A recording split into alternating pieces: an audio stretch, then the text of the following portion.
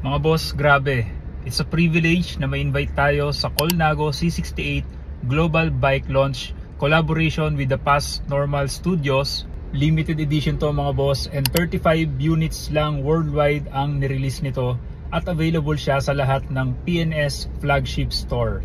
So papunta tayo ngayon sa Lockers Bello para masaksihan natin itong napakaganda for sure, yung Colnago C68, the collaboration with the Past Normal Studios. Okay, nandito na tayo. Pasok na tayo. Sir, Lloyd, thank you sa pag-invite po. kami.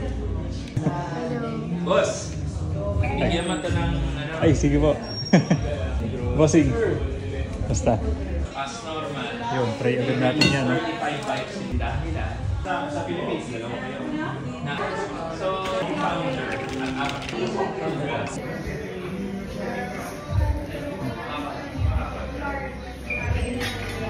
Sarap.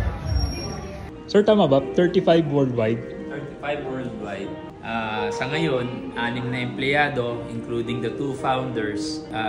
Kanila yung Yung 6. 6. So 29 na lang worldwide. Tapos ito, sir, sure ako, sold na to. Pre-sold, yeah. To, Bago pa dumating one of sold our na. very loyal clients to the brand. Pupunta ba, sir, ngayon? Yung ano? Yung lucky owner. Sa pagkakaalam natin. Yun. Pakilala natin mamaya.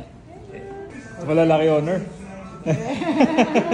First of all, thank you for coming to this launch, which is in a very odd time, 3 p.m. Medyo mahirap, but, you know, a lot of people are at work right now.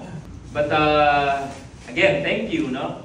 So we're here this afternoon to present to you a very special bike and collaboration between 2 brands. Brands which I personally feel are the most aspirational brands in the market right now, especially here in the Philippines. Well, the first brand is Colnago. The next brand, of course, our favorite brand here in the shop. As you know, we carry a bunch of clothing brands, cycling clothing brands. And this is our favorite brand, Panormal Studios. To the grand reveal. So we can see, finally, the Panormal Colnago C68 edition bike.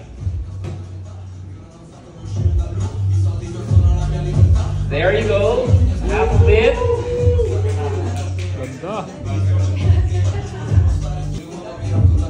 So the color, as we all know, Panormal is all about subdued hues, earth tones, and they partnered it with SRAM. And finally, NV SES wheels with itong decal set niya on the SES wheels is limited to this model only. So there's only 35 bikes available globally.